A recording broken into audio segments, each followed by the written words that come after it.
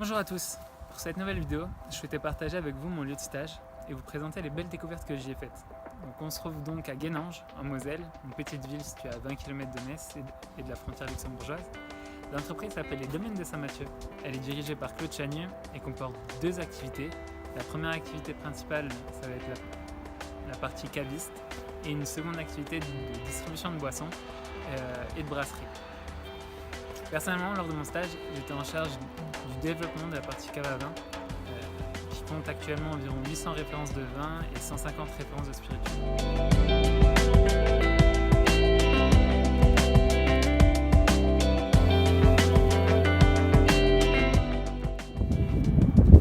Dans le cadre de mon stage, j'ai pu côtoyer pas mal de vignerons venant de la France entière. On va essayer de résumer ça en 3 vins et on va aller voir ça.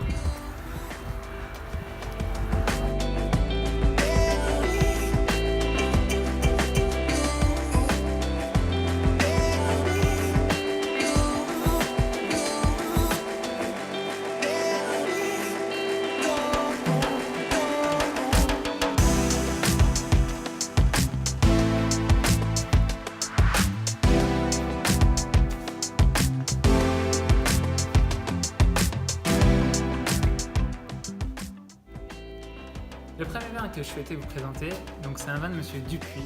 Alors c'est le Château Bossé-Vaux.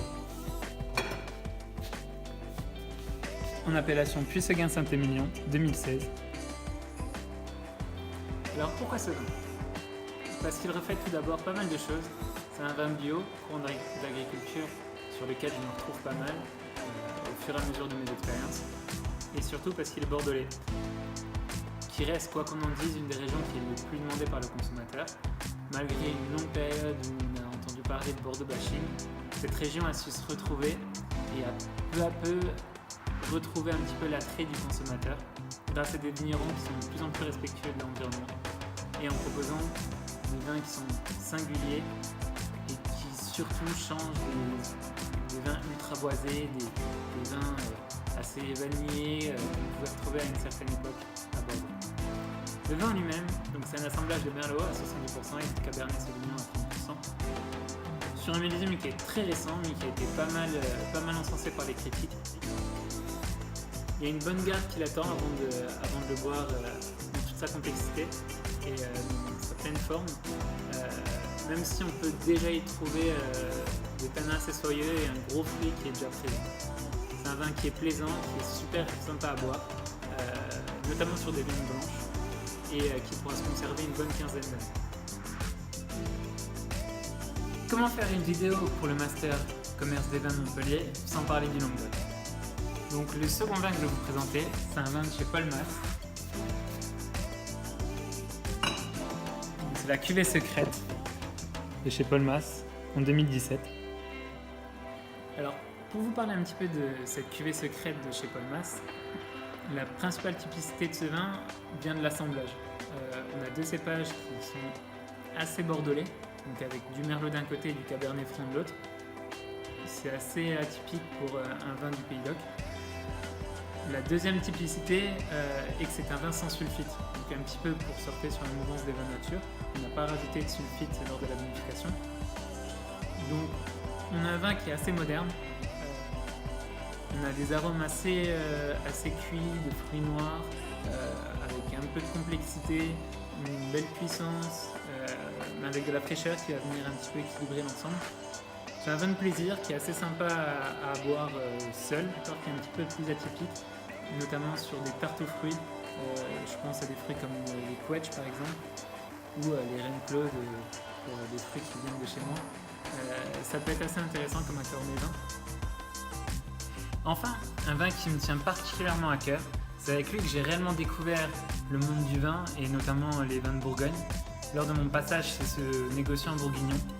Donc on va aller chez la maison Prosper Moufou avec sa cuve emblématique, un centenaire du climat comme dessus, sur un millésime 2013.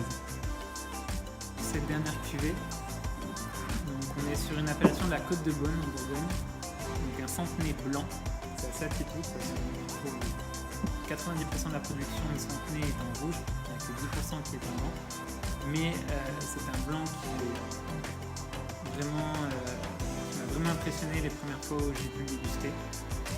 C'est un chardonnay qui est assez puissant, avec un côté très beurré, très mielleux, avec un nez qui rappelle énormément tout ce qui est la pierre à fusil, le silex aussi.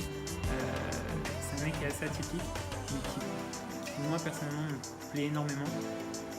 Mais on a aussi beaucoup de fraîcheur dans le vin, donc ça vient un petit peu équilibrer la puissance et le gras du vin, grâce à une acidité qui est assez prononcée. C'est vraiment un vin de gastronomie qui conviendra parfaitement sur des homards ou sur des poissons en sauce. C'est vraiment une cuvée que j'affectionne particulièrement et qui me procure beaucoup d'émotions à chaque fois que je la déguste. Donc voilà, c'est terminé pour cette année. On a pris énormément de plaisir à faire ces vidéos, j'espère que vous en avez pris autant pour les regarder. Maintenant on arrive en septembre, donc on va passer la main à une nouvelle équipe YouTube. J'espère qu'elle va elle aussi prendre autant de plaisir qu'on en a pris tout au long de cette année et qu'elle va profiter à fond de cette dernière année de master au sein du Master 2 en commerce des vins de Montpellier. Je vous souhaite bonne chance cette année et profitez bien, amusez-vous, apprenez beaucoup, dégustez beaucoup, mais toujours avec modération.